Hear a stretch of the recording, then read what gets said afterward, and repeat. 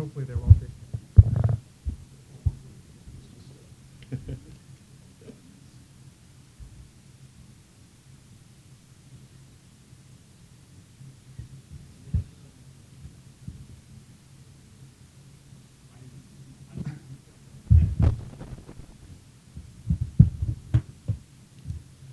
Ladies and gentlemen, hello, good afternoon, and welcome to the SFCC. 외신 기자 클럽에 오신 여러분들 진심으로 환영합니다. I'm Andrew Salmon. I'm Northeast Asia editor for Asia Times, and I'm a member of the board. I'll be moderating today's Carnage. 네, 앤드류 살먼으로서 이곳에 멤버로서 일을 하고 있고 오늘 이 모임에서 사회를 보게 되겠습니다. And you lucky journalists, today we've got an extremely outspoken guest. 아주 마음에 있는 말씀을 완전히 털어놓으시는 훌륭한 연사를 저희가 오늘 모시게 됨을 매우 기쁘게 생각합니다. In 2001, he predicted the collapse of China. 네, 2001년에 중국의 붕괴에 대해서 예지력을 나타내셨던 분이시고요. And this year has produced Losing South Korea, in which he alleges that Moon Jae-in may hand over South Korea to the North. 또한 이번 올해에는 2019년에는 문재인 대통령이 북한에 대한 정책을 사용하는 방법에 있어서 어쩌면 대한민국의 주체성 상실이 가져올 수도 있다라는 그러한 내용의 책을 발행하기도 하셨습니다.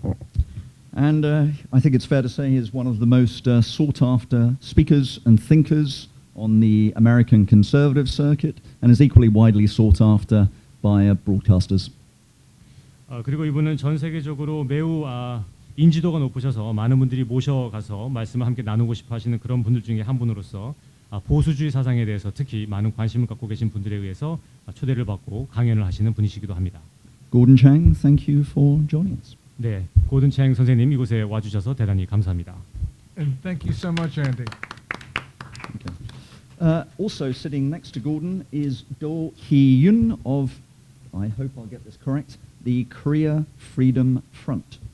네, 그리고 그 고든 챙 변호사님 옆에 앉아 계신 분은 KFF 자유전선에서 함께 일하고 계시는 도희윤 사무총장님이십니다. 안녕하세요. Hello, everyone. Mr. Do is going to give a short address, and then we'll go straight to Q&A. 도희윤 사무총장님이 간단한 말씀을 해주시고 그리고 Q&A로 가도록 하겠습니다. Mr. Do, the floor is yours. 자, 그러면 준비되신 대로 시작하시면 되겠습니다. 예, 안녕하세요. 오늘 이런 귀한 외신 기자 분들을 모시고 또 그리고 고든창 변호사님과 함께 이렇게 기자회견을 갖게 돼서 정말 저 개인적으로도 큰 영광입니다. Thank you so very much for having us. It is my honor and privilege to be here with the foreign journalist and along with Mr. Gordon Chang. 저는 개인적으로는 북한 인권 운동을 하는 사람으로서 지금 북한이 처해 있는 특히 여성들이 겪고 있는 인신매매라든지 인권 문제에 대해서 상당히 관심을 갖고 그 해결을 위해서 활동하는 사람입니다. I am personally specialized in the North Korea human rights issues and the abuse of the human rights in North Korea, especially the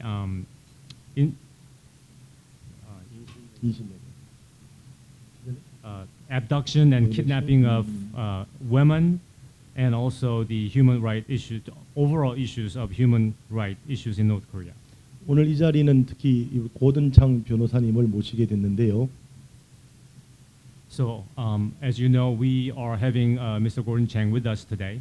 고든창 변호사님은 21일 중요한 행사와 관련해서 이 자리에 우리 대한민국을 찾아주셨습니다. He actually visited Korea because of a very special event that took place on the 21st of May. 미국의 이 보수주의 연합 ACU에서 대한민국의 이 보수주의의 어떤 발전과 단합과 앞으로의 일들을 모색하기 위한 자리로서 귀한 시간을 내어서 한국에 오셨습니다. Out of his busy schedules, he, as one of the individuals to represent American Conservative Union, came to Korea to work along with Korean conservatives and to help them develop and collaborate amongst the Korean conservative here in Korea. 그날 행사 하얏트에서 행사할 때 우리 오신 외신 기자분들도 계시는데 아주 성황리에 잘 저희들이 첫 시작의 테이프를 잘 끊어서 진심으로 감사하다는 말씀을 고든창 변호사님께 먼저 드립니다. I remember seeing some of you at the event on the 21st at the Hyatt Grand Ballroom, and I thank every one of you to attend the function, and also I'd like to thank Mr. Gordon Chang to be leading us, collaborating with all the conservatives in Korea. 또 한 가지는 우리 고든창 변호사님께서 북한 인권과 관련돼서 상당한 관심을 가지고 있는 것으로 알고 있고 또 실천하고 있는 분이라고 저희들은 알고 있습니다. And I believe I know for a fact that Mr. Gordon Chang has the greatest interest in the matters and issues of North Korean human rights, and he is trying his very best to help the situations. 21일 밤에서 항상 우리들은 특히 고든창과 더불어서 이 미국인들 보수주의자들은 여러분과 같이 있다라는 메시지를 주셨습니다. In the evening of 21st, Gordon Chang gave us the statement that Gordon Chang himself and his fellow American in the United States will stand strong with Korea. 우리가 힘을 합쳐서 북한 주민들에게도 바로 여러분들 고통받는 여러분 곁에도 우리가 늘 있다라는 메시지를 함께 전달하는 시간이 되었으면 하는 바람입니다. And I hope that Gordon Chang's message would be the same message that goes out to all the people in North Korea who are suffering because of the human rights issues. 감사합니다. Thank you very much. Okay, Mr. Doe, thank you very much for that. Now it's feeding time, so I think you all know the drill. If you have a question, raise your hand. I will point to you if you're lucky. Identify yourself by name and media, and open fire. Andres? 지금 여러분의 그 순서에 대해서 말씀을 드리도록 하겠습니다. 질문이 있으신 분들은 먼저 손을 들어주시면 제가 지적을 하고 그러면 자기 자신이 누구인지 어느 매체와 연결이 되어 있는지를 자신을 소개하신 다음에 질문을 하시면 감사하겠습니다. Good afternoon. Thank you, Mr. Chang, for being here today. I'm Andres Sanchez from the Spanish news agency. I would like to ask you, yesterday apparently Reuters got access to, let's call it a blueprint of what was presented on the table in Hanoi. And literally it looked very much like the Libyan model of denuclearization. So my question would be if this is the case, if this roadmap does look like the Libyan model, what is the strategy? What is the Trump's administration intention here, seemingly knowing that this was offered a decade ago and it was rejected? Why would North Korea be willing to accept this deal? Thank you. Yeah, 자, 그럼 간단하게만 일단 내용만 정리해서 통일해드리면 얼마 전에 로이터 통신에서 나온 방송 그 내용에 의하면 하노이에서 이야기가 나왔던 그 블루프린트에 대한 이야기가 있었고 주요 쟁점은 비핵화와 관련된 내용이었습니다. 거기서는 리비아의 모델을 선택을 해서 따라가게 된 로드맵이 있을 것이라고 이제 트럼프 대통령이 발표를 했다고 했는데 과연 이것이 그 비핵화와 관련돼서 진전이 있을 수 있는지 어떠한 형태로 진행될 수가 있는 것인지에 대해서 변호사님의 고견을 듣도록 하겠습니다.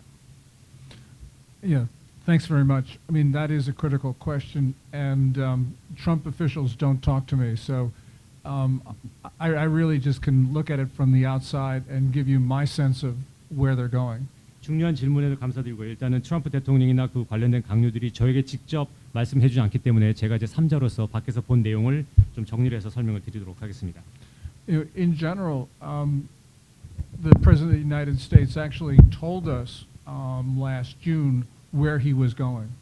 지난 6월에 트럼프 대통령이 자신이 어떠한 길로 갈지에 대한 로드맵을 저에게 설명을 해주었죠. At the Ottawa G7, which preceded the Singapore summit by a few days, Trump made, I think, what is probably the most important statement he made in 2017 on this issue.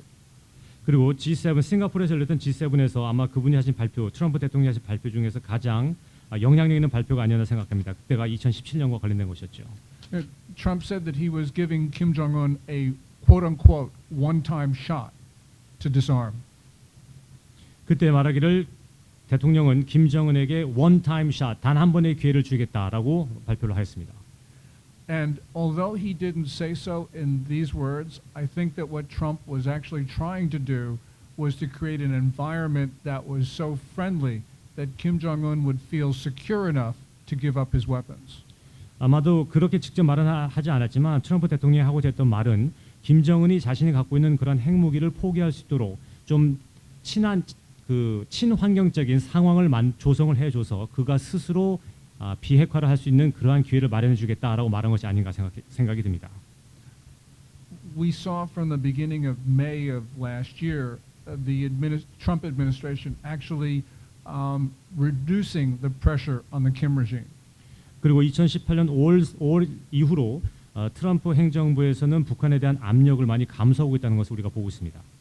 And so the administration did not impose designations on almost 36 front companies, Chinese, Russians, and others.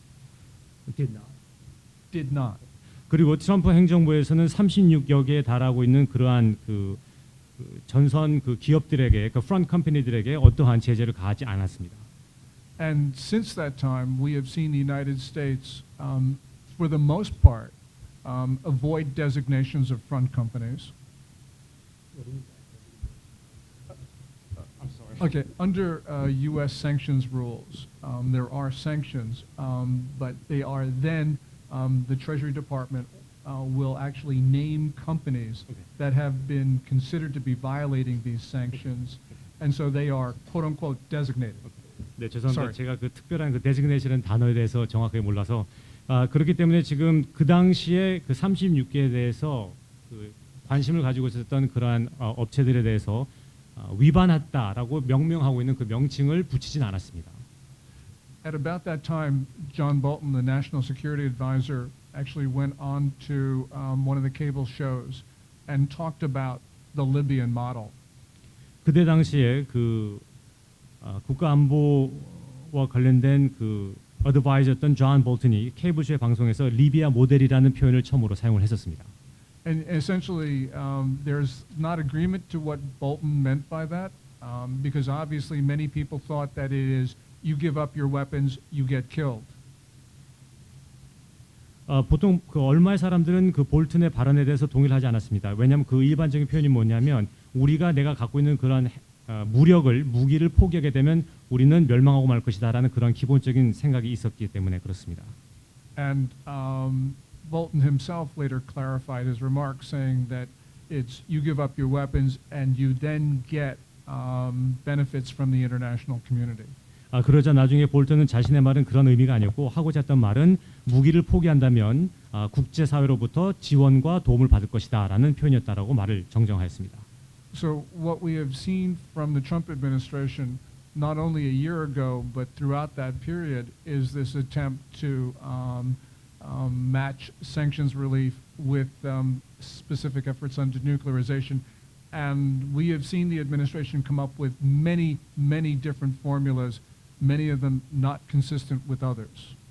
그리고 1년 전부터 지금까지 제재를 통해서 그리고 비핵화를 이루기 위해서 많은 방식의 노력들을 기울였지만 그러한 많은 방식들이 지금 서로 상충하는 그러한 종류의 다양한 제재가 지금까지 벌어져 오고 있다는 것을 여러분들이 알고 계십니다. So what we've seen recently in the last week or so, is an attempt to provide something to Kim that he could actually sign on to. But I don't know if anything is that significant because in the long term, I don't see progress either on the part of the Trump administration or the Kim regime. 그렇기 때문에 최근에 와서 지난 몇 주간에는 김정은이 어떤 행동으로 취할 수 있는 어떠한 매력적인 방식이 제공되는 것처럼 보였지만 제가 개인적으로 볼 때는 어떤 것도 아직까지는 효과를 거둘 만한 의미심장한 것들이 별로 없었고 장기적으로는 큰 진척이 없을 것이다. 트럼프 대통령이나 김정은이나 그들 서로가 원하는 어떤 큰 진척은 없을 것이다라고 생각합니다. And the bigger story here is just that I think the administration in Washington will eventually give up patience, lose patience, and go back to a real maximum pressure campaign. 그래서 제 생각에는 어느 순간 트럼프 행정부의 인내력이 결국은 감소가 돼서 과거에 지속해왔던 그러한 강력한 대응 방식으로 돌아가지 않을까라는 생각을 하고 있습니다. So I've seen that my sense is that recent statements and proposals from the Trump administration to me are just sort of like last attempts to give Kim that opportunity to take advantage of that one-time shot. 그래서 제 의견은 최근에 트럼프 행정부에서 주고 있는 이러한 모든 그 제한점들은 트럼프 행정부가 하고 있는 마지막 노력이며 그 노력이라는 것은 이 마지막 기회를 잡고 김정은이 협력할 수 있는 그런 마지막 기회를 주고 있는 것으로 보고 있습니다. And if I can prolong this overly long answer, I do think what Kim is seeing is what President Trump offered to China's Xi Jinping in 2017, the first year of his term in office. 그리고 이러한 것은 그 김정은에게 접근하고 있는 트럼프 대통령의 그 접근 방식은 2017년에 대통령이 된 이후로 중국의 시진핑과 함께 만나서 했던 그런 대화의 방식과 매우 유사하지 않는가라는 생각을 합니다. In 2017, Trump was unusually generous toward China. 2017년 당시에 트럼프 대통령은 중국에 굉장히 관대한 태도를 나타냈었고요.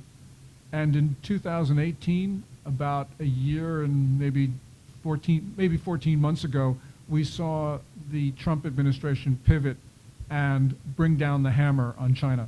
그리고 나서는 불과 14개월이 지난 2018년에 들어서던 트럼프 대통령이 이제는 그러한 태도를 바꿔서 이제 망치로 부수려고 하는 그러한 태도를 보였습니다.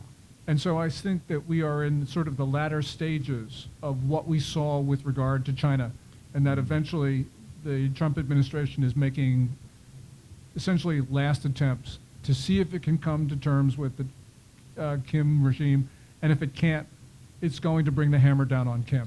그래서 중국과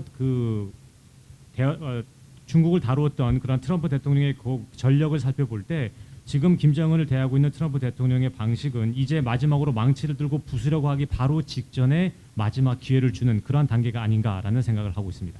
And one final point, President Trump, of course, is going to be running for re-election in November 2020. 그리고 우리 모두 다 잘 아는 것처럼 트럼프 대통령은 2020년 11월에 재선에 아마 도전할 것입니다. His North Korea policy is now starting to attract criticism from candidates for the Democratic nomination for president. 특히 트럼프 대통령이 북한에 대한 북한의 대북 정책에 대해서 민주주의에 있는 대선 후보 경쟁자들이 지금 많은 그 뭐라 그러죠? 크리티사이즈를 하고 있기 때문에 지금 더 상황이 지금 그러한 상황에 처했습니다. Comments from Joseph Biden, the former vice president, about Trump's North Korea policy, I believe, will push Trump into a more resolute posture.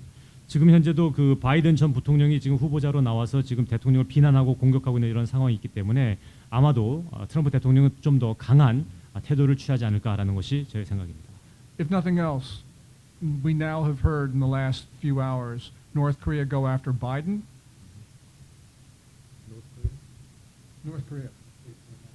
Biden made comments about Biden. 지금 이러한 상황에서 북한이 지금 바이든에 대해서 굉장히 좋지 않은 말들을 많이 쏟아내고 있습니다. So we can expect everyone in this drama is going to be criticizing each other. We're going to not hear these nice words that we have listened to for the last 14 or so months, and it's going to be a free-for-all. 지난 14일간 어느 누구도 올바로 된 방식은 해결책을 나타내주고 있지도 못하면서 서로가 서로를 헐뜯고 공격하는 말만 하고 있기 때문에 지금 이런 상황이 어디로 돌아가게 될지 귀추가 주목이 되고 있습니다. So thank you. Do we have another question? Im Yeon Suk from Singapore Channel News Asia. If I can just go back to his question too, then do you think Kim Jong-un is aware that the Trump administration is preparing the hammer on Kim Jong-un? Do you think North Korea is aware of that and could be one of the reasons it's not coming forward? And also another question is, you talk about how Moon Jae-in could be selling South Korea. So why do you think so? And you know, what's the reason, the sort of like behind your thinking for writing this book? Thank you. 정리를 해서 말씀드리겠습니다. 김정은도 그러면 현재 트럼프 대통령이 그렇게 마지막으로 망치를 들고 공격을 하기 바로 마지막 시점에서 이렇게 잘 구슬르고 있는 것을 알고 있는지, 그러면 그 사실을 알고 있다면 알면서도 왜 이러한 행동을 지속적으로 유지하고 있는지가 질문이고요. 두 번째 질문은 문재인이 왜 이렇게 북한에 대해서 그 협조적이고 북한을 위해서 행동을 하고 있는지, 지금 책도 이번에 새로 발간을 하셨는데 그 이유가 무엇이라고 생각하는지에 대해서 대답을 해주시면 감사하겠습니다. I wish I knew what Kim Jong-un was thinking. 제가 김정은이 무슨 생각을 하고 있는지 좀 저도 알았으면 좋겠습니다. I mean, one way to become humble is to try to figure out what he's thinking and what he'll do. 김정은이 무슨 생각을 하고 있고 어떠한 생각을 행동으로 옮길 것인지를 알고자 하는 것은 참 우리 모두가 풀어야 되는 숙제입니다. My sense is what's happening in Pyongyang, because I'll probably be wrong, but my sense is that the regime right now is not in a position to deal with either President Trump or anybody else in good faith. 지금 평양에서 지금 어떤 일이 일어났는지에 대해서 제 개인적인 생각은 물론 제 개인적인 생각이 분명히 틀릴 수도 있습니다만 지금 북한의 정권이 트럼프 대통령이 하고 있는 그 행위에 대해서 어떻게 지금 대항을 해야 되는지 잘 이해하지 못하는 경우가 발생할 수도 있다는 것입니다. You know, my president has said that Kim Jong-un has made a strategic decision to give up his weapons. 트럼프 대통령은 처음에 말하기를 김정은이 자신의 전략적인 무기들을 다 포기하겠다라고 발표를 했다고 우리에게 알려주었죠. I have my doubts. Yeah, I doubt that. 그 말을 처음에 들었을 때 저는 의구심을 갖게 되었습니다. But even if it were true, I 그래서- think that there are elements inside the regime, what we call the North Korean regime, which would make it difficult for Kim to make that decision. 설사 그러한 말이 사실이라 하더라도 그 북한 체제 내에서는 그러한 결정을 내리는 것이 굉장히 불가능할 수밖에 없는 그런 상황들이 존재하고 있습니다. The North Korean regime is a one-man operation, but even in one-man operations, there are so many different constituent elements. 물론 북한 체제가 한 명으로 이루어지고 있는 원맨의 그러한 통치 체제이긴 하지만 그 사람에게도 영향력을 미치고 영향을 줄 수밖에 없는 여러 가지의 구성 요소들이 관련되어 있다는 것을 잊지 말아야 합니다.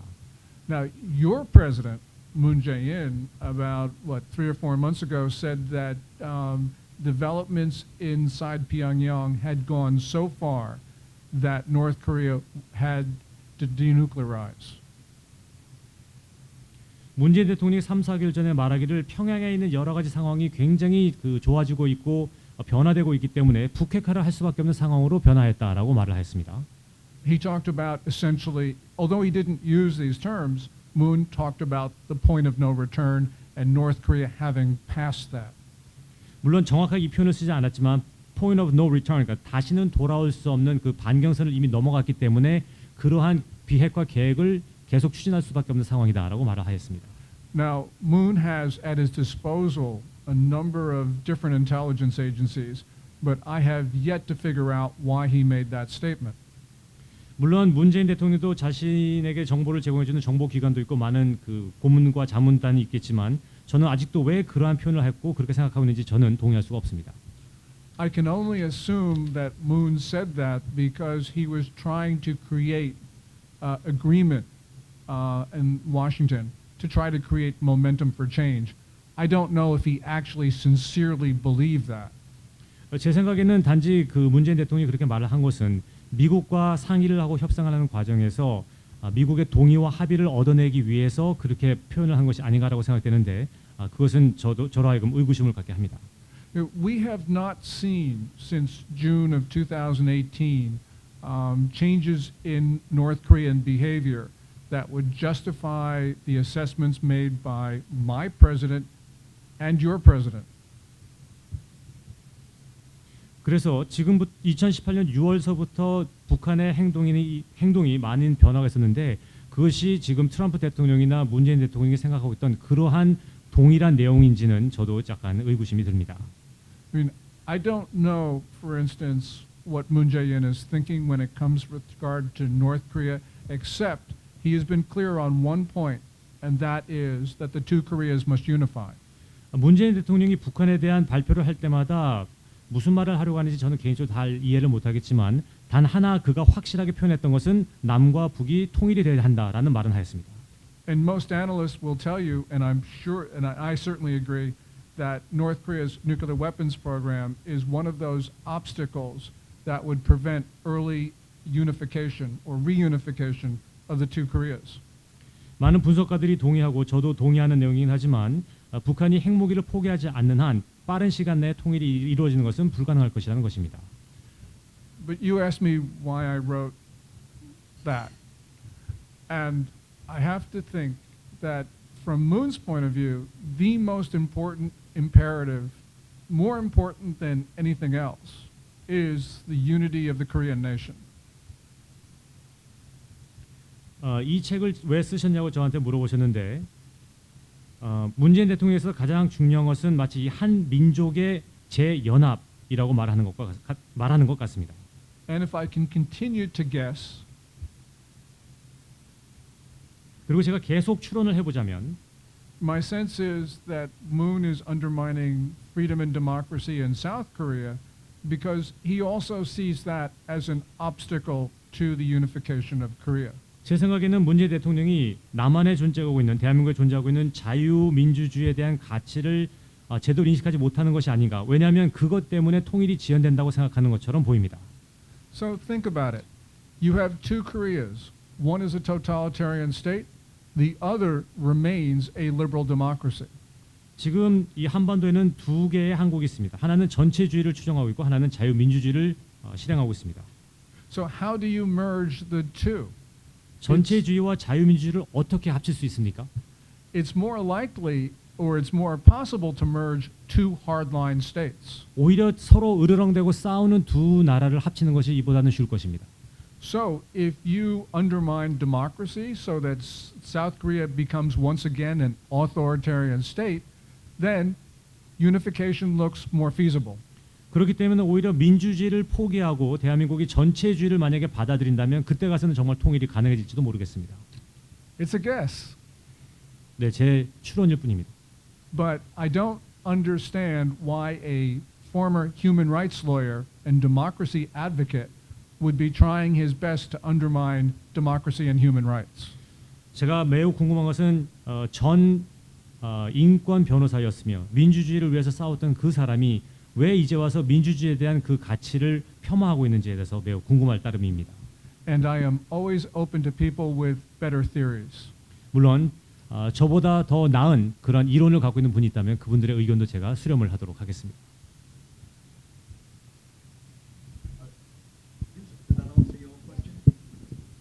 Jennifer Chang from Press TV. You said that you believe that the Trump administration is giving a last warning before hammering North Korea over the nukes that it has. And in your book, it says also that North Korea could also take over South Korea. So does that mean that even if the U.S. does try to hammer North Korea, they will fail and the South will be absorbed by the North? And also, some people are concerned that maybe the U.S. will also try to hammer Iran these days, or go to war with Iran. So, does this mean that the Trump administration, do you think, would be willing to fight two wars at the same time? Do you have any opinions on the Iran situation that's worrying a lot of people? Thank you. 네, 정리해서 말씀드리겠습니다. 트럼프 행정부가 지금 아까 말씀하신 것처럼 미국이 북한에게 망치로 부수기 바로 전에 어떤 마지막 그 선의의 제스처를 보였다고 지금 말씀을 해주시고 계시고 지금 쓰신 그 책에도 보게 되면은 언젠가 북한은 언제나 남한을 전복시키려고 시도를 하고 있다라고 말씀해 주셨는데 그러면 미국이 북한을 정말 망치로 때려 부수듯이 공격을 한다 하더라도 계속해서 북한은 남한이 북한에 흡수되도록 할 정도로 그런 노력을 쉬지 않고 계속 기울일 것인지 그 점이 한 가지 질문이고요. 나머지는 지금 현재 미국이 이란에 대해서도 굉장히 강력한 제재를 하고 있으며 전쟁도 불사하겠다라는 그러한 표현을 하고 있는데 그렇다면 미국은 언젠가 이 두 가지 전쟁을 다 함께 치룰 준비가 되어 있다는 그러한 말씀이십니까? 그렇게 생각하고 계십니까? I'm glad that someone raised the issue of the connection between Iran and North Korea, because for a very long time in Washington, people did their best to ignore the connection. 그 지금 북한과 그 이란의 연관 관계에 대해서 말씀을 해주셔서 대단히 감사합니다. 왜냐하면 지금까지 와싱턴에 있는 많은 사람들이 이 연관 관계를 무시하고 살아왔기 때문에 그렇습니다. Iran and North Korea have had joint weapons programs for more than a decade, probably now going on more than 2 decades. 이란과 북한은 공동 무기 협력 체제를 갖고 있으며 10년 아니 그보다 더 넘는 오래된 기간 동안에도 계속 그렇게 협력을 해오고 있습니다. And one could make the argument that if you solve one of them, you're on the road to solving the other. 어떤 사람들은 하나의 그 체제를 잘 이해하고 그것을 해결하면 동시에 다른 쪽의 문제도 해결할 수 있지 않겠는가라고 추론할지 모르겠습니다. 어떤 사람들은. I'm not a Trump whisperer. I don't know what the administration is thinking with regard to Iran or even that, North Korea. 저는 제가 그 트럼프 대통령의 자문단이 아니기 때문에 행정부에서 이란이나 북한에 대해서 어떠한 지금 방식을 취하려고 하는지에 대해서는 제가 정확하게 알 수가 없습니다만 But let me tell you what I think is happening, or let me put it another way. Let me tell you what I think should happen. 어떻게 진행되어야만 하는지에 대한 제 의견을 말씀드리겠습니다. There are reports that North Korea and Iran have had this relationship where Iran pays North Korea somewhere in the neighborhood of $2.5 to $3 billion a year for their various forms of cooperation, mostly in the weapons area. Billion with a B. 네, 그래서 지금까지 많은 그 발행된 보고서에 의하면 이란은 무기 체제 협력과 관련해서 북한에 2.5 billion 10억 25억 달러나 혹은 30억에 달하는 그러한 지불을 하고 있다라고 지금 보고서는 발표들을 하고 있습니다. We know that a lot of this is for North Korea's provision of missiles or missile technology, but there is also evidence that Iran's paying for nuclear weapons technology. 저희가 알고 있기로는 그 이란이 북한에 대해서 미사일과 혹은 미사일 기술에 대해서 그렇게 돈을 지불하는 것을 알고 있지만 어쩌면 핵무기 관련된 기술이나 이러한 것들 때문에도 지불을 할 수도 있습니다. Scrape the paint off of most Iranian ballistic missiles, and you'll essentially find a North Korean one. 이란이 보유하고 있는 탄도탄의 페인트를 벗기기만 하면 거기에는 북한과 관련된 내용들을 우리가 쉽게 볼 수가 있습니다. And for the first 4 or so North Korean nuclear weapons tests, Iranian technicians were on site in North Korea to witness the detonations. 그리고 북한이 최근에 실시한 그 핵폭탄 실험과 관련해서도 그 당시 핵폭탄 실시했을 때 북한에는 이란의 핵무기 과학자들이 함께 참여하였습니다. So if you're attempting to restrict the flow of international cash to Kim Jong-un, one of the most important sources is Tehran. 그래서 이와 관련해서 북한의 핵 무기 프로그램과 관련된 돈의 흐름을 알아내고 그 흐름을 알기 위해서는 이란의 움직임을 주의해서 살펴보아야만 합니다. So it is possible that the Trump administration has decided that one of the ways to go after Kim is to first attack the Ayatollahs. I use the word attack, but not in a military sense, but to undermine, to go against the Ayatollahs in Iran. The clerics, the rulers of Iran. 오케이. 네, 죄송합니다. 그래서 트럼프 행정부에서는 김정은을 그 무력화시키기 위해서는 그리고 그 흐름을 알기 위해서는 이란에 대해서 그의 독재자들이나 통치자들의 활동을 쇠퇴시키고 감소시키는 것이 가장 중요하다고 생각하고 있습니다. But even aside this, it's important to note that Iran was not complying with the Joint Comprehensive Plan of Action, what we all know as the Iranian nuclear deal.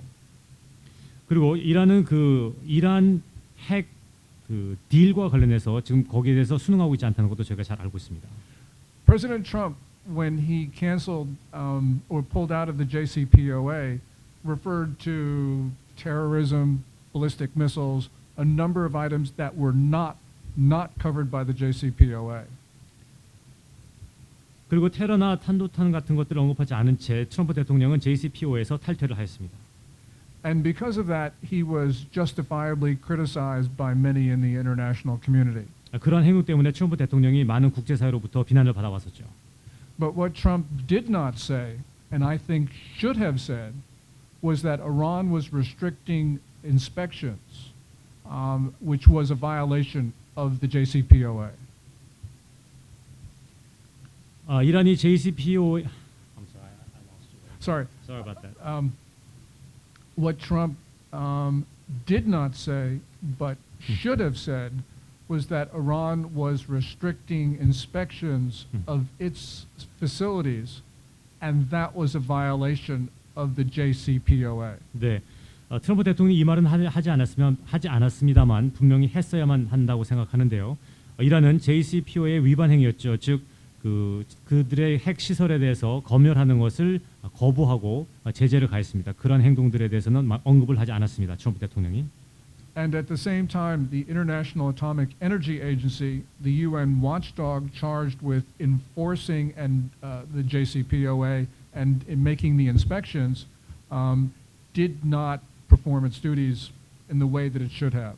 그리고 그 ICEA에서는 즉 JCPOA의 그러한 모든 것을 검열할 수 있는 것을 지원해주고 힘을 실어줘야 될 그 기관에서 그런 것에 대해서 전혀 지원을 하지 않았습니다. So in other words, the situation from the viewpoint of the international community was untenable. 따라서 국제사회에서는 이러한 상황이 지금 적절히 진행되고 있는지에 대해서 알 수가 없는 상황까지 된 것입니다. And therefore, Trump could not certify compliance with the JCPOA. 따라서 이란이 JCPOA에 협력을 하고 있는지에 대해서 우리가 확실하게 증명할 수가 없게 되었습니다. 트럼프 대통령이 증명할 수가 없게 되었습니다. Therefore, U.S. withdrawal from the JCPOA was a reasonable course of action. 그렇기 때문에 제 생각에는 미국이 JCPOA에서 탈퇴하는 것은 올바른 행동이었다라고 봅니다.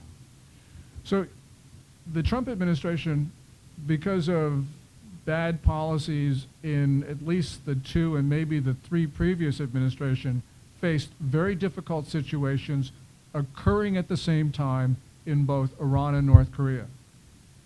그리고 트럼프 행정부가 들어서기 전에 있었던 그 전에 행정부에서도 이러한 과정에서 그 정책이 이란 정책이 많이 실패를 해왔었고 트럼프 행정부가 들어와서는 공교롭게도 이란과 북한의 문제가 공교롭게도 합쳐져서 발생하고 있는 것입니다. So people may legitimately argue you shouldn't take on two malign actors at the same time. 그렇기 때문에 일반적으로 사람들은 북한과 이란의 문제를 한꺼번에 해결하는 것이 필요하지 않겠느냐라는 말을 하곤 합니다. But it's also possible that that was the right thing to do. 아마 어쩌면 그것이 올바른 방식일지도 모르겠습니다.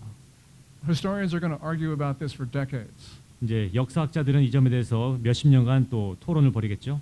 But the course of the Trump administration's course of action was justified. 그렇지만 트럼프 대통령과 트럼프 행정부가 하는 행동은 충분히 공감할 수 있는 행동으로 나타나고 있습니다. And was probably better than it appears. 그리고 눈에 보이는 것보다도 오히려 더 좋은 결정일 수도 있습니다. If I were running proliferation policy, I would just go after one bad guy at the one time and make sure you're successful. 저도 그 핵무기와 관련해서 일을 하고 있는 사람이라면 일단 여러 나라가 아니라 단 하나의 그 국가를 상대로 해서 문제를 해결하려고 노력을 할 것입니다. So I would not have done it that way. But then again, I'm not in possession of a lot of information, and I'm just a critic. And by the way, there are a lot of critics out there. 또한 제가 저 많은 정보가 다 수집되어 있는 상태가 아니기 때문에 제가 생각하는 방식과 다르게 말을 하는 분들도 있지만 어찌됐든 이러한 문제에 대해서는 많은 비평가들이 있고 이러한 내용은 계속적으로 비평을 받을 것이라는 점에는 동의를 합니다. So I think that we are going to have to wait for some time to see if these policies are successful and whether these policies were justified by what the Trump administration knew. 그리고 이러한 정책에 대해서는 우리가 시간을 좀 두고 봐서 과연 이것이 올바른 선택이었는지에 대해서 알게 될 것이고 과연 트럼프 행정부도 이것을 알고 있으면서 아는 정보를 가지고 이런 결정을 내렸는지에 대해서도 어느 순간 우리가 알게 될 때가 오게 될 것입니다. But the one thing that we can say is that the tasks that the administration has taken on to go after both Iran and North Korea at the same time are going to require a determination that we have never seen from an American administration when it comes to proliferation. 또한 이런 핵 확산과 관련해서 트럼프 대통령이 만약에 이 북한과 이란의 문제를 한꺼번에 다루게 될 것인지 취급하게 될 것인지를 결정을 한다면 아마 이러한 결정은 어떤 행정부에서도 볼 수 없는 매우 독특한 결정이 될 것입니다. So I hope that 5 years from now or so we can all gather in this room and we can talk about it with a bit more clarity. 아마 5년 후에 우리가 이 자리에서 다시 만나게 된다면 그때는 좀 더 확실하게 어떠한 일이 진행이 되었었는지 혹은 진행될 것인지에 대해서 알 수가 있을 것 같습니다. Thank you. 감사합니다.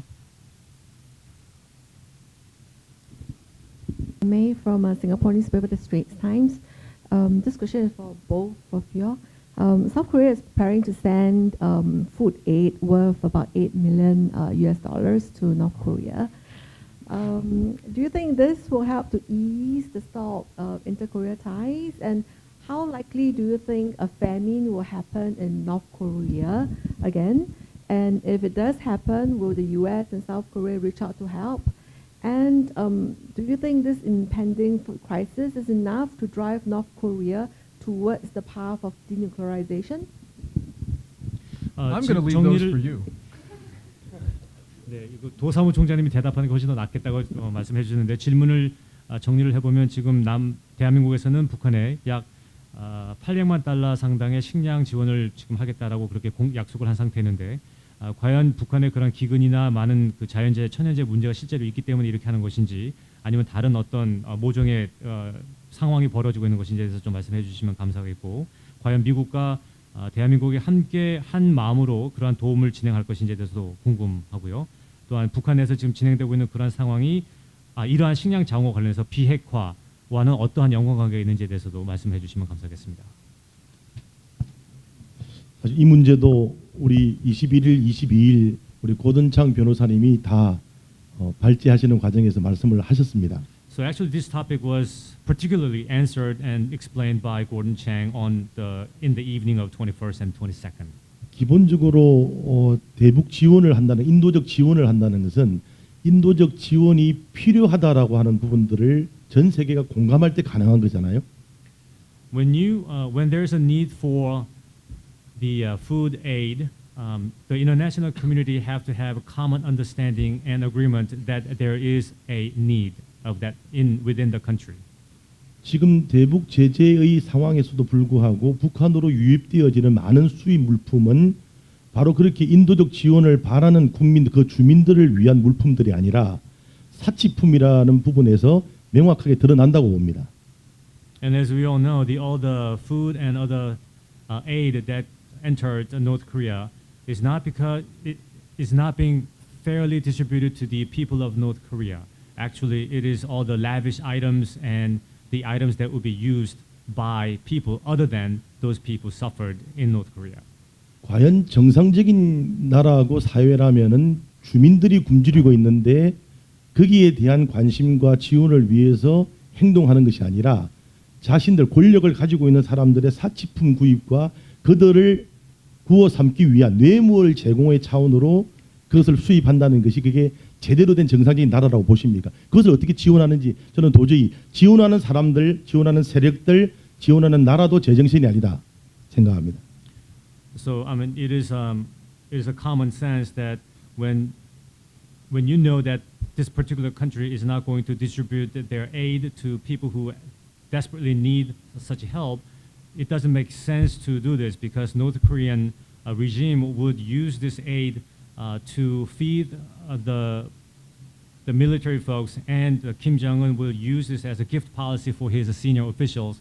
So I don't understand if you have a normal brain, why would you even determine or decide to support this particular country? So people the North Korea itself and the Moon administration who's trying to help North Korea, they don't make any sense to me.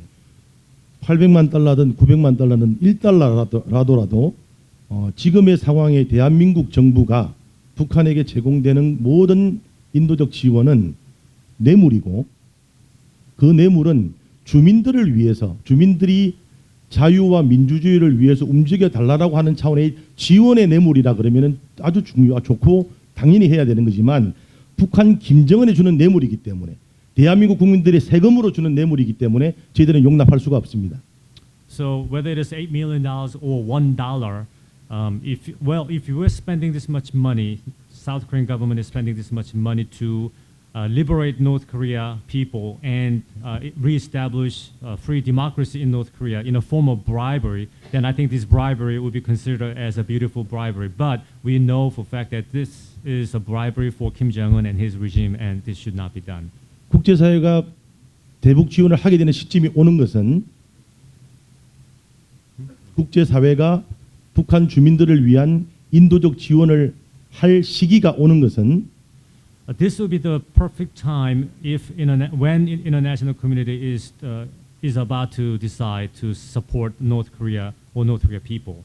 여러분들 우리 기자님들도 다 알다시피 북한에는 2호 창고, 5호 창고라는 게 있습니다. 이게 다 비워졌을 때 가능한 겁니다. As you all know, there is a number 2 warehouse and then number 5 warehouse in North Korea. When they are all completely depleted, that would be perfect time for international community to send aid to North Korea. 2호와 5호는 비상식량일 뿐만 아니라 군량미의 개념이기 때문에 전쟁 준비를 위한 군인들을 먹여 살리는 것보다 그것을 유지하기 위해서 그것을 가지고 있는 것보다 굶어 죽고 있는 그 주민들을 위해서 그 창고문을 열고 그것이 비워졌을 때 바로 비로소 국제사회와 대한민국이 도와줄 때가 됐다고 저는 생각합니다. 이상입니다. The reason why I say so is that the number 2 warehouse and number 5 warehouse is not only for the food emergency in North Korea, but it's the warehouse or rice food house for the military in North Korea. So if North Korea regime is willing to and has spent all their rice for the North Korea people and depleted all the rice in their warehouse, then that would be the perfect time for international community and South Korea to send aid to North Korea. Thank you very much. There's a couple points just to add on the margins of that excellent answer. I don't think that we know for sure that there is indeed a food emergency in North Korea. 지금 잘 대답을 해주셨고 거기에 대해서 제가 몇 마디만 더 하자면 실제적으로 북한의 식량 비상사태가 있는지에 대해서는 저희가 확인할 수가 없습니다. The UN says that there are, I think, 10.1 million North Koreans facing the food emergency. 유엔에서 발표하기로는 약 1,000만 명에 달하는 북한 인구가 식량으로 인해서 어려움을 겪고 있다라고 발표를 했습니다. The UN World Food Program bases that on their survey. 유엔 세계 식량 계획에서는 자신들이 실시한 조사를 통해서 그러한 통계를 발표했던 것입니다. But we also know that North Korea has restricted the ability of the World Food Program to actually survey all of the country. I'm sorry. But we also know that the UN World Food Program has that the North Korean regime has restricted the ability of the UN World Food Program to conduct that survey throughout the country. 우리가 아는 것처럼 북한 체제는 유엔 세계 식량 계획에서 북한 상황에 있는 정확한 통계를 알 수 있는 방식을 길을 막아 놓았습니다. So at this particular time, we don't really have enough information to say that there is indeed an unusual food survey that requires international assistance. 그렇기 때문에 지금 그 국제사회에서 그러한 정보를 데이터를 입수하기 위해서 노력을 많이 하고 있지만 사실 우리는 어떻게든 이것이 확실한 정보인지 아닌지를 알 수 있는 그러한 데이터가 저희 수중에는 없습니다.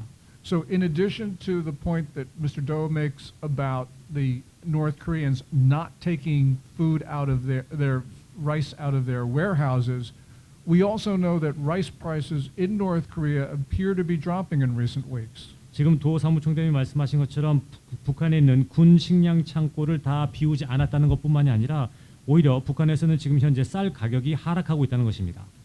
And so at this particular time, it appears that this is just an appeal by Kim Jong-un to get rid of sanctions, because we know that North Korea's statement on food aid referred to the sanctions and blamed them.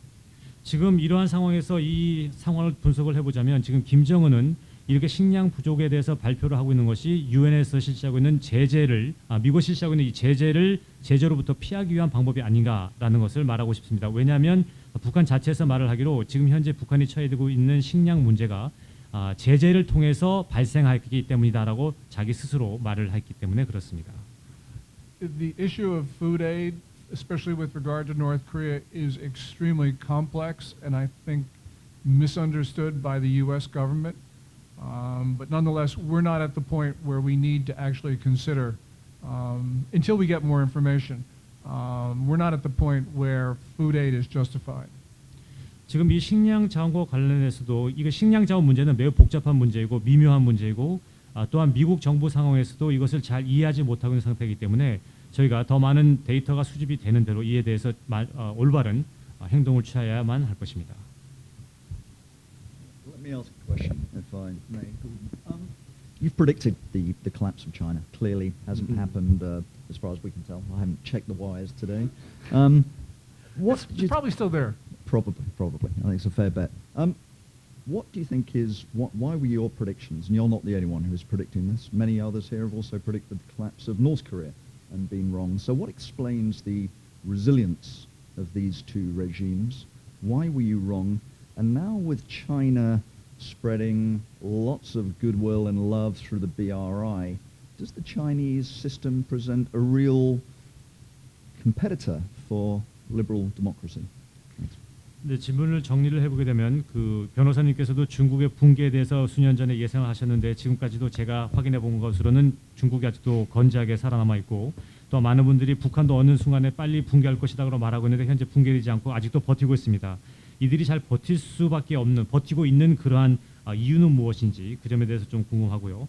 또한 중국의 체계가 지금 현재 우리가 누리고 있는 자유민주주의에 대한 어떠한 경쟁력을 지금 쌓아가고 있는 것이 아닌가라는 생각이 드는데 어떻게 생각하시는지 말씀해 주시면 감사하겠습니다. So Andy, how many days do I have in order to answer your questions? 제가 거기에 대해 설명을 길게 하자면 밤낮으로 얘기해도 부족할 것 같습니다. Well, first of all, let me say, and I'm happy to say this, that I did not predict the collapse of North Korea. 참으로 다행스럽게도 저는 북한의 붕괴에 대해서는 예언을 하지 않았습니다. I did say, though, in the coming collapse of China, issued in July 2001, that the Chinese Communist Party would fall in a decade. 제가 2001년 7월에 중국의 붕괴가 10년 안에 올 것으로 예상한다라고 말을 했었죠.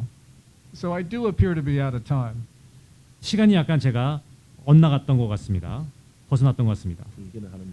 I think that at the time it appeared that, well, there are a couple of reasons why China has failed to do what I thought it would do. I had originally looked at China joining the World Trade Organization and not being able to withstand trade that is rules-based. 제가 처음에 그러한 것을 예상했을 때는 중국이 분명히 통상 그 기구들에 분명히 그 합류를 해서 같이 할 것이긴 하지만 거기에 규정되어 있는 그러한 마련들을 중국이 제대로 따르지 않을 것일 가능성이 높다는 점에 대해서 이러한 것이 착안이 되었습니다. What I did not anticipate is that companies and countries would not insist that China comply with its World Trade Organization obligations. My brain is slowly going down. What I did not see was that companies and countries did not require China to comply with its obligations. 그렇지만 제가 예상치 못했던 것들은 나라들과 기업들이 중국에게 이러한 규정들을 따르라고 강요하지 않을 것이라는 점에 대해서는 제가 예상을 차마 못했던 것입니다. But lo and behold, the U.S. now has a president, somebody called Donald John Trump, who is actually insistent that China live up to its obligations. 그러나 참으로 다행스럽게도 이제 미국에는 대통령이 나왔습니다. 트럼프라고 불리는 이 대통령이 중국이 그러한 규정을 무조건적으로 따라야 된다라고 강요를 하고 있습니다. And there is a certain amount of evidence to suggest that his tariffs imposed under Section 301 of the Trade Act of 1974 are starting to have a visible effect on the Chinese economy. 그리고 현재 트럼프 대통령이 1974년에 발현됐던 그 트레이딩 601 항목과 관련해서 그 타리프를 지금 현재 강요하고 있기 때문에 그러한 눈에 보이는 그러한 반응이나 현상들이 지금 우리가 눈에 볼 수 있을 정도로 나타나고 있습니다. So this is a continuing story. 이 상황은 계속적으로 저희가 어떻게 진전되는지 보게 될 것입니다. I may not be wrong, 제가 꼭 틀리지는 않을 수도 있습니다. but I am late. 근데 시간적으로 좀 약간 늦었을 뿐입니다. One other point that we need to talk about, and this was more important than the failure to enforce WTO obligations. 그 WTO의 그 규정들을 준수하지 않았다는 것 말고도 또 저희가 이야기를 해볼 것이 있는데요. The 2008 downturn, something I didn't foresee, I think gave the Communist Party an additional lease on life. I missed that. I'm sorry. Probably just as well. The one thing I did not foresee was the 2008 global downturn, which gave China's Communist Party an additional lease on life.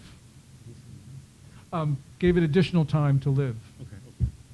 2008년에 우리가 못했던 것은 그 2008년에 전 세계적으로 많은 그 경제적인 그 어려움이 발생했을 때 공산주의가 더 살아남을 수 있는 그 기회의 문을 오히려 좀 더 열어주지 않았는가라는 생각이 듭니다.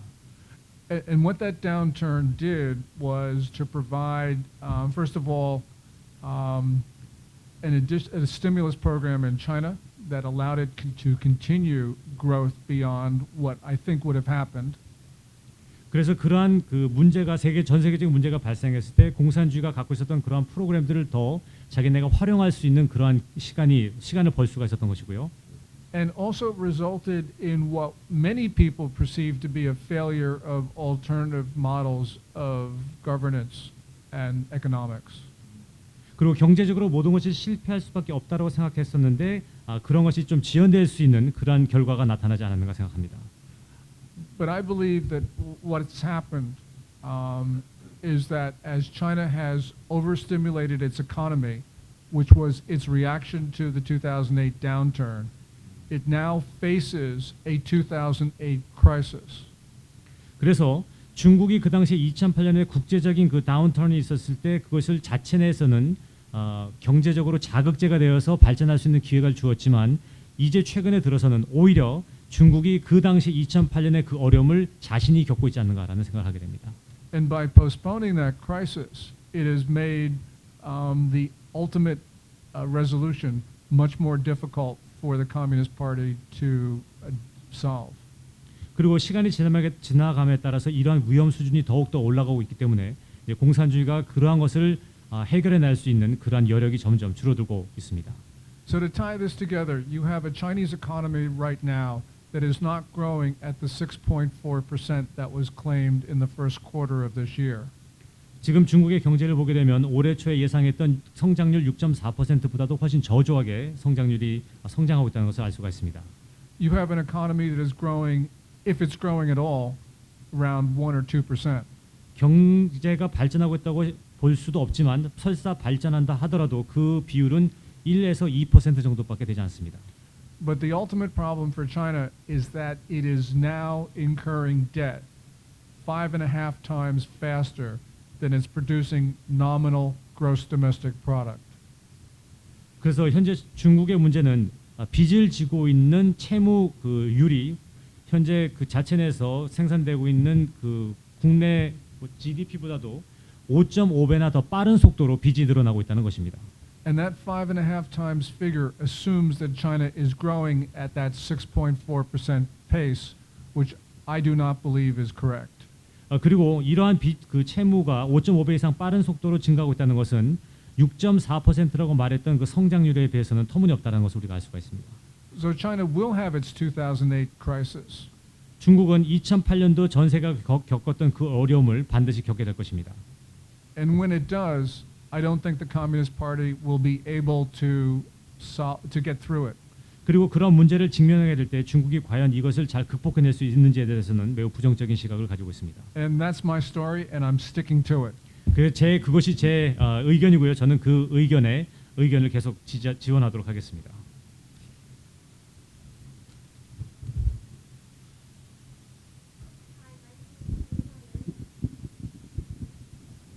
And I'm with the BBC Korean service.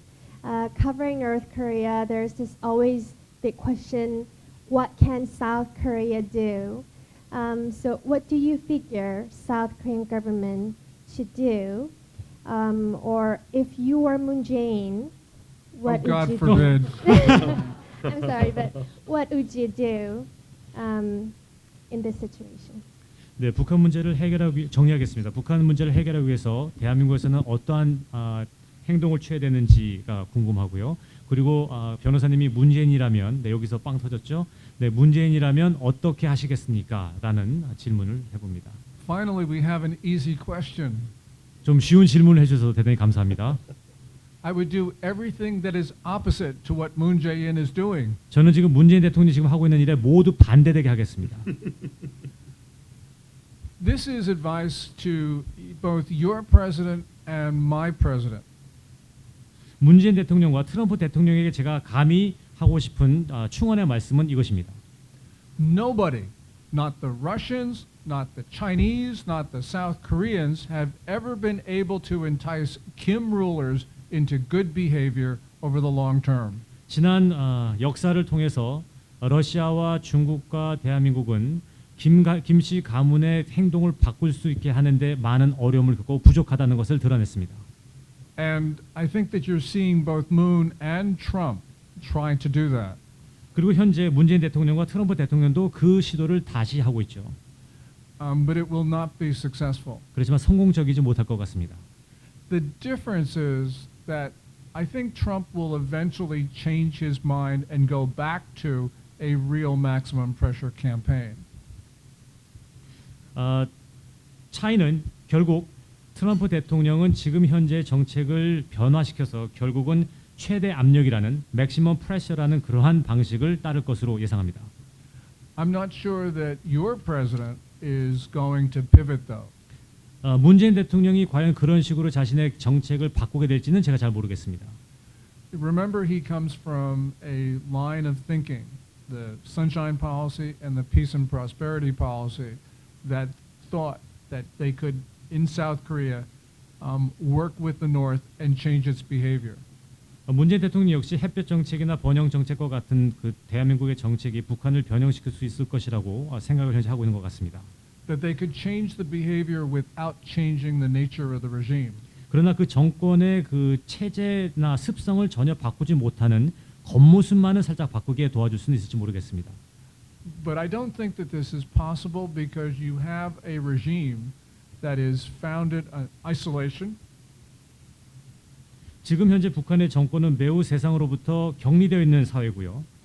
You have two Koreas that of course sit side by side. 한국에는 서로 대치되어 있는 한반도에는 서로 대치되어 있는 두 개의 한국이 있고요.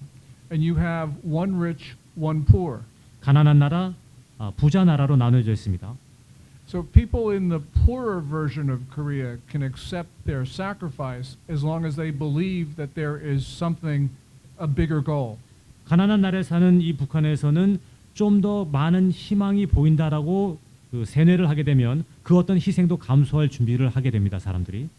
And that bigger goal, Kim Il-sung, Kim Jong-il, Kim Jong-un have said is the removal of foreign forces from the peninsula and the unification of Korea under the Juche principles. 그렇기 때문에 김일성과 김정일과 김정은이 모두 말을 하고 있는 것은 그들의 궁극적인 목표는 통일을 이루기 위해서 주체 사상을 가지고 대한민국 한반도에 존재하고 있는 무력 세력을 밀어내고 우리 자체 내에서 통일을 이루는 것이다라고 주장해 왔습니다. So the Kim family at some point is going to have to make good on that premise. 김씨 가문은 결국에 가서는 그들이 희망을 제시했던 그 약속을 언젠가는 국민들에게 이루어야만 합니다. So I don't believe that peace, enduring peace, is possible as long as you have the Kim family ruling the other part of Korea. 그러나 이 김씨 가문이 계속해서 북한을 통치를 하고 있다면 이러한 진정하고 지속적인 평화는 이룰 수 없다고 생각합니다. And indeed, the Kim family, over the course of 7 decades, 김씨 가문은 지금과 같은 방식으로 동일한 방식으로 70년간을 통치해 왔습니다. has used violence to upset status quos that they found to be unacceptable. 그리고 그러한 식으로 수많은 위반 행위를 하면서도 사람들은 이제 거기에 무뎌져서 그것을 받아들이고 살고 있습니다. And despite the friendly policies of Moon Jae-in, 문재인 대통령의 햇볕 정책이 계속 지속된다 할지라도 we have not seen Kim Jong-un reciprocate. 김정은은 거기에 대해서 제대로 그 보응을 하고 있지 못합니다. And while everyone hopes that he will, history is a guide. 결국 사람들은 그 김정은이 보응을 하게 될 것이라고 바라고 있긴 하지만 역사가 그 사실을 증명해 줄 것입니다. What is extremely dangerous for everyone in this room and for everyone in this country is that Moon Jae-in is degrading the ability of South Korea to defend itself. 가장 위협적이라고 생각할 수밖에 없는 것은 우리 모두가 잘 아는 것처럼 그리고 우리 모두에게 위협적인 것은 문재인 대통령이 자신의 나라, 국가 자체가 자기를 방어할 수 있는 그 힘을 무력화시키고 있다는 것입니다. So for instance, Moon has removed observation posts, barbed wire fencing, and tank traps. 문재인 대통령은 그 철창이나 북한과 가로막혀져 있는 그 가운데 우리를 보호하고 있는 철조망이나 보초소라든가 탱크를 막는 지뢰 같은 거 이런 것들 다 제거해 버렸죠. Along known infiltration and invasion routes. 대한민국으로 바로 쳐들어올 수 있는 그러한 그 길에 우리를 보호하고 있었던 그런 것들을 다 치워버렸습니다. Moon is proposing to reduce the terms of conscription 그리고 그 기본 군 복무의 그 기간조차도 줄이고 있습니다. and he has, with his September 2018 agreement, signed on to a deal which helps the attacker more than the defender. 2018년 9월에는 공격자들 그러니까 공격을 받는 사람보다는 공격하는 쪽에서 더 유리하도록 하는 이러한 군 합의서에 서명하기까지 하였습니다. Somebody, and especially people in South Korea, should be asking why. 누군가는 특히 대한민국에 사는 사람이라면 왜 이러한 일이 발생하는지 질문해 보아야만 합니다. And I've got nothing else to say. 네, 그 외에는 제가 특별히 더 드릴 말씀이 없습니다.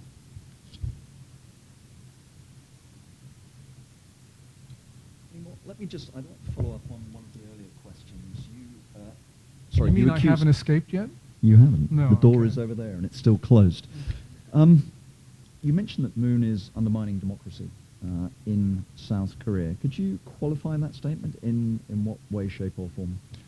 지금 his- 문재인 대통령이 그 민주주의를 그 무력화시키고 있다, 쇠퇴시키고 있다라고 말씀해 주셨는데 어떻게 그렇게 말씀해 주시는지에 대해서 설명해 주시죠. We know that his party, the Democratic Party of Korea, Minju, tried to remove the notion of liberal democracy from the Constitution. 지금 자유한국당에서는 민주당 지금 민주당이에요. Minju tried to remove the concept of liberal democracy from the Constitution. 민주당은 자신들이 그 헌법에 세워지고 있는 자유민주주의를 수호하고 있다라고 말하고 있죠. Fortunately, it failed, but it did remove the notion that South Korea is a liberal democracy from textbooks. 다행히도 민주당이 이제 과거에 실패를 했습니다만, 그러나 문제는 이 자유민주주의에 대한 그러한 의미나 그러한 모든 포함되어 있는 사상이 심지어 학교 교과서에서도 빠졌다는 것입니다. We can tell that it is exercising control over the main broadcasters.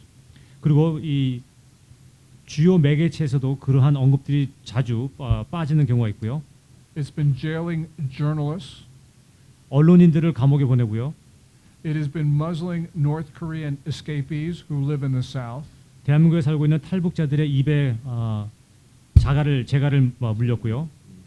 And it has effectively allowed pro-North Korean thugs to operate in South Korea. 네, 친북 세력들이 대한민국에서 활개를 치고 돌아다니게 허용을 했고요. It has tried to intimidate social media platforms. 소셜 미디어도 이제 검열을 하고 있습니다. To me, that is clearly undermining democracy. 바로 이러한 것들이 대한민국에 있는 자유민주주의를 훼손시키는 행위라고 봅니다.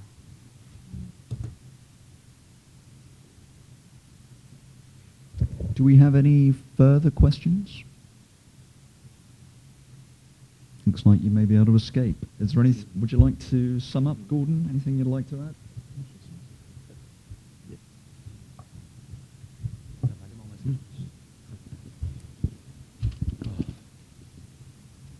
오늘 제가 우리 고든창 변호사님 이제 모든 일정들이 공식적으로는 이게 마지막 일정인 것 같습니다. 마지막 일정을 마치고 나면 이제 또 미국으로 또 해외로 나가서 또 대한민국 이 위기 상황 또 자유민주주의의 확산이라고 하는 부분에 대해서 열심히 활동을 해 주실 텐데 너무나 오늘 이 자리까지 함께해 주신 것에 대해서 감사를 드리고요.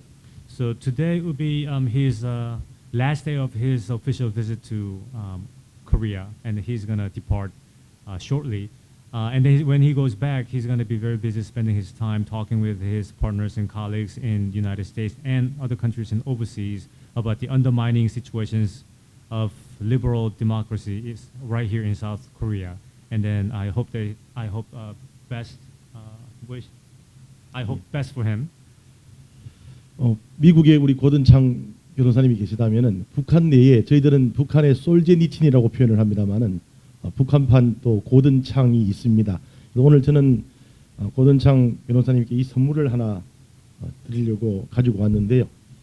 So we have actual Gordon Chang right next to me, sitting right next to me, but we have another Korean version of Gordon Chang within North Korea. And then this individual has written this particular book, and I brought this book with me as a gift for Gordon Chang. 이것은 이제 고발 어큐제이션으로 고발이라는 소설집입니다만은 시집도 나왔습니다. 그 시집에 자유라고 하는 단어, 꿈이라고 하는 단어가 참 많이 나옵니다.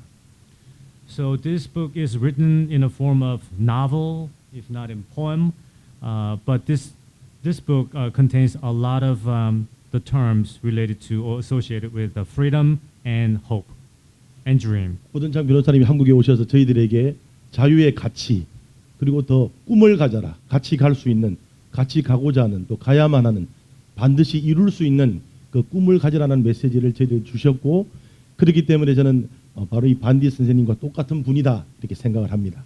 Mr. Gordon Chang came here and then gave us the value of freedom, a value of dream, and then he encouraged us to go together and then he encouraged us to be standing strong to accomplish our dreams. So I thank him very much. 예, 저는 이 선물 드리는 걸로 마무리하겠습니다. So I am going to give this book to Gordon Chang.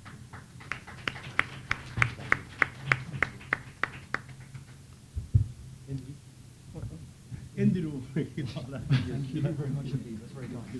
It's worth coming on. I declare this meeting over. Gordon Chang, thank you for speaking to the SFCC. 네, 감사합니다.